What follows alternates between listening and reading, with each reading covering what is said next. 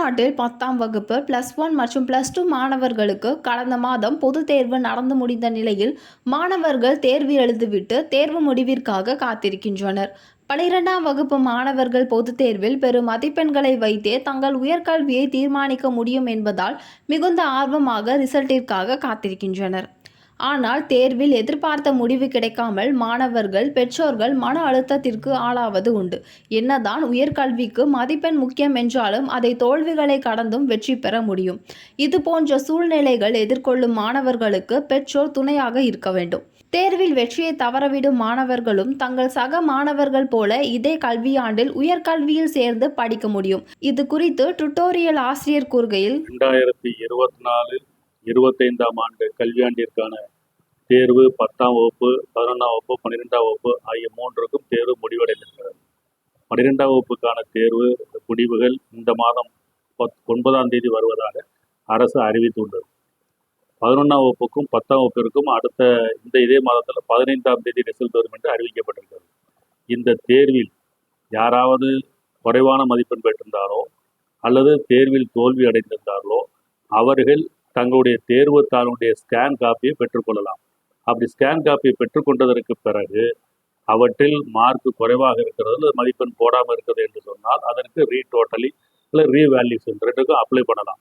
தேர்வு முடிவுகள் வந்த அன்றே எல்லா விதமான பத்திரிகைகளிலும் ஊடகங்களிலும் விண்ணப்பிப்பதற்குண்டான தேதி, அதாவது ரீவேல்யூஷன் என்று சொல்வதற்கோ அல்லது ரீடோட்டலிங் என்று சொல்வதற்கோ அதுக்குண்டான தேர்வு தேதியும் போட்டு விடுவாங்க. அந்த தேதிக்குள்ளாக மாவட்ட முதன்மை கல்வி அலுவலகத்தில் சென்று அதற்குண்டாக நம்மளுடைய பெயரை பதிவு செய்து கொள்ள வேண்டும்.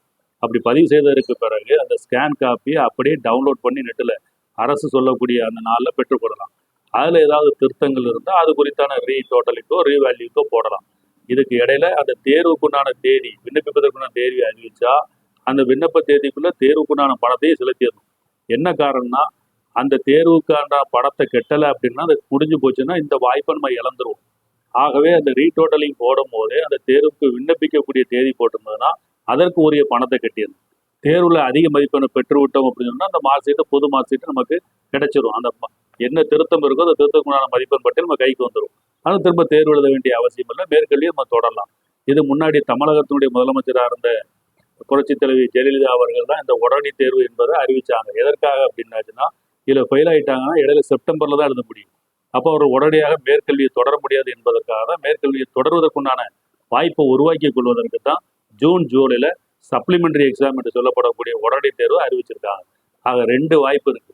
தேர்வு முடிவு வந்த அன்னைக்கு ஊடகத்தின் வாயிலாக ரீடோட்டல் போடுவதற்கோ அல்லது கரெக்ஷன் செய்வதற்கோ நாம விண்ணப்பிக்கலாம். அதே போல மறுதேர்வு ஒன்றால் எழுதுவதற்கும் விண்ணப்பிக்கலாம். இதுக்குண்டான அனைத்து தகவல்களுமே ஊடகத்தின் வாயிலாக பத்திரிகையின் வாயிலாக அரசு தேர்வுத்துறை வெளியிடும். அந்த சந்தர்ப்பத்தை பயன்படுத்திக்கலாம். ஆகஸ்ட் மாதத்துல ரிசல்ட் வந்துடும். அந்த ஆகஸ்ட் மாதம் இந்த ரிசல்ட் வந்ததற்கு பிறகும் மாணவர்களை மேற்கல்விக்கு சேர்க்க வேண்டும் என்பது அரசனுடைய உத்தரவு. இது எல்லா பள்ளிக்கூடத்திற்கும், மருத்துவக் கல்லூரி, பொறியியல் கல்லூரி, சட்டக்கல்லூரி அனைத்துக்கும் இது பொருந்தும்.